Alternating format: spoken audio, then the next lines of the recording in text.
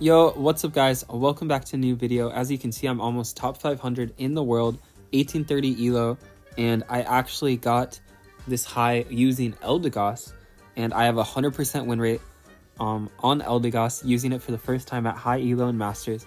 So yeah, I'm gonna show you guys gameplay, give you some tips on LD, and unfortunately I can't do live commentary right now because I play in VC with my friends, and I just can't record the VC yet. I don't have the stuff for that, but in the future I will try to get there. But anyways, this does work out better for giving tips on LD. So LD is a newer Pokemon to me. I haven't played that many games on him or her, but my first tip here is, look how I aimed that leafage. You want to hit both those A-Palms. Efficient clear is the key to getting higher levels and ultimately beating the other team. So unfortunately, our clear was kind of slow there. You see, they got to the Audino faster, but they do have a Snorlax, so they usually will get the Audino anyways. Snorlax just outclasses everyone at the beginning with his tackles. They cleared the Audinos way better than anyone else. But our goal here is going to be to get our Mime to level 4, because once he gets 4, he's going to get Confusion, and that's when he can start outclassing the Snorlax and securing those things, because Confusion against a wall will do more damage than Snorlax's tackle. We're off to a pretty rough start here. We're all pretty low, and yeah, they've gotten all of the EXP, but it is to be expected from facing a Snorlax. Unfortunately, our Mime did not get level 4 off the crowd before the bees, and bees spawn at 850, so we all went there and tried to get them.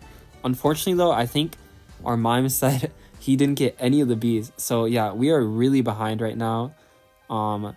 It's really unfortunate. We are trying our best. We do get a kill there, and I believe, yeah, I do get the Snorlax there. So usually I do go Leaf Tornado instead of Pollen Puff, but we were so low in that situation that I thought it would be safer to go for Pollen Puff, and both are really good. I think it's a matter of preference. Actually, I think at high level play, the highest level play, Pollen Puff is a little bit better, but in solo queue, Leaf Tornado is miles better. So honestly, it's like personal preference. We were way behind, but because of those 2 kills, we're like even still a little bit behind. I'm just throwing out my Pollen Puffs here, and yeah, we're waiting for bees that spawn at 720. The Snorlax did get our mid crab, so this is kind of an awkward situation. We're trying to kind of zone the Snorlax away from the bees and steal that crab. I don't think we get that crab, unfortunately, because Snorlax tackle, but the bees are about to be up in 7 seconds, so we're just waiting for them, and we're gonna fight over these bees. The Sylveon wasted her Hyper Voice right before, which is really bad. You definitely do not want to do that. And our jungler, who's playing Greedent, just comes in and cleans up. And yeah, unfortunately the Sylveon was so low, but I wasn't able to finish her off. If I had Leaf Tornado, I definitely would have been able to kill her. But yeah, we are running Greedent in our comp, and Greedent is the new Pokemon. If you don't know, he's like the best Pokemon by far. Some people are saying he's even better than Sylveon on release, which I think is an overstatement. I think Sylveon was really broken, and people have already forgotten how broken she was. But yeah, you can see our Greedent is just going ham. All we have to do here is get Dreadnought low, and our Lucario is running Power Up Punch, so he's going to be our secure on this Dreadnought. And you see we just get it low, and our Lucario gets it. I hit a nice Pollen Puff on all of them, and we're just going to kill all of them in this fight. That's 2 down already, and the Lucario is going to try to chase. And I'm just sitting on the zone because if you don't know, your teammates score faster if you're sitting on zone, even if you don't have any points. So that is another tip. Make sure to do that. And here you can see a unique thing about Pollen Puff that I really like is it heals you and also damages enemies. So when you're farming wild Pokemon, make sure to go right next to them because it'll heal you anyways. Yeah, just a cool little thing about him. I do try to stop the Blissey here, but I'm not able to. And right now the goal is to fight for as much farm as you can, and maybe Rotom, although Rotom still isn't that important. They did buff it, so it's a lot better now, but it's still not that important. And yeah, the goal here is just to farm, try to get Unite move, and maybe Rotom if they let us. Here I'm just trying to heal my teammates, and we are winning pretty hard because Greedent is just broken. You can see him going ham there. And yeah, we zoned them off, and we're just going to get Rotom now.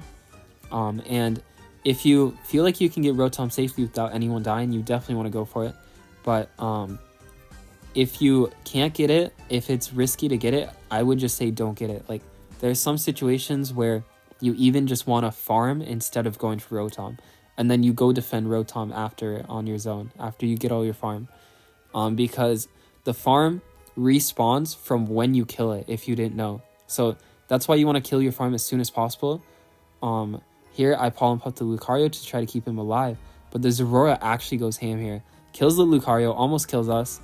I had the Unite move there to be safe. I wasn't sure how much damage the Talonflame would do to us. If he got a crit, it would be really bad. So yeah, it's safe to Unite move because Dread is about to be up. And that's when you want to save your Unite moves for objectives like Dreadnought and Zap. Maybe not Rotom, a little bit. But yeah, so because of my Unite move, we're all nice and healthy. And Snorlax is trying to come in here to steal. So you can see when they try to come in, we just all stop fighting, all stop hitting Dreadnought and fight them instead. And you can see there, because if you tried to hit Dreadnought there, the Talonflame would have come in and stolen it, because Talonflame actually outsecures our secure, which is Lucario. So you have to keep in mind like your secure and how much damage they do to know how to play the team fight. So for example, if they didn't have Talonflame, we could have just melted it and we would outsecure them. But you can see here, we're very careful about also going for overcaps. This isn't something you have to worry about until you're really high elo, but just keep in mind that it's really good to get overcaps. An overcap is when the zone has like 10 left to score before you break it, and you scored like 50. So it's really good for your team when you do that, because you're getting like 130 points in a zone to break it instead of just 100 or 80, is it? But anyways, Rotom's about to be up, so we're hovering around it, just farming up. The Talonflame does steal my farm, which is really toxic, and he tries to kill me. They are just really trying to kill me here, so I pop my full heal. Full heal makes you unstoppable. So you see, I would have died to the Talonflame Ignite move there if I didn't pop full heal. So little plays like that are going to make a huge difference, because if the Talonflame killed me there, they would have gotten a ton of EXP from killing me because we're way ahead. Here I'm just trying to keep our Mime alive. As support, you just want to kind of stay around your players. Even if they're throwing and going like way too deep, I think you should follow them and try to keep them alive as a support player. If it's just one person going too deep though, you don't have to follow them. Just stay with the majority of the Pokemon and you should be fine as a support player. Remember, your job is to support the team. The biggest mistake I see so many support players make is they think, oh, my teammate's throwing, and they don't try to help them. But you're a support player. You still have to try to help your teammates even if they make mistakes. But yeah, we do get Rotom there. And we're trying to push this a little just to distract them. And what we're going to do here now is we're all going to rotate bottom. So you see, they're distracted on top with Rotom. And we're just going to go bottom and go for Dreadnought. And you can see we're making sure they don't get Dreadnought. And actually, we were going to do that, I remember. And then we realized we don't have enough time. So we just go up for Zap. And here you just want to kind of stay around Zap, make sure they don't get Zap.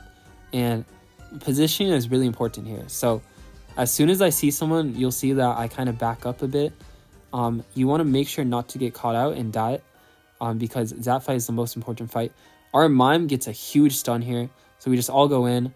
I Unite move because the Zorora discharge. You don't want to stay in the Zorora discharge for too long because it does a ton of damage.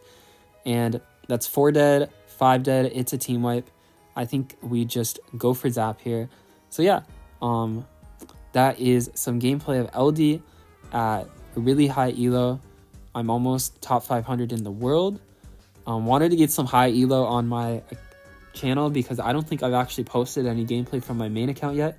So yeah, honestly, like, I find it more fun to make content on Smurfs because I can do live gameplay while solo queuing. But I hope you guys enjoyed this like tips video. I know a lot of it is high level stuff, so if you didn't understand some things, just tell me in the comments and I'll try to improve it for next video. But yeah, I'll catch you guys in the next video.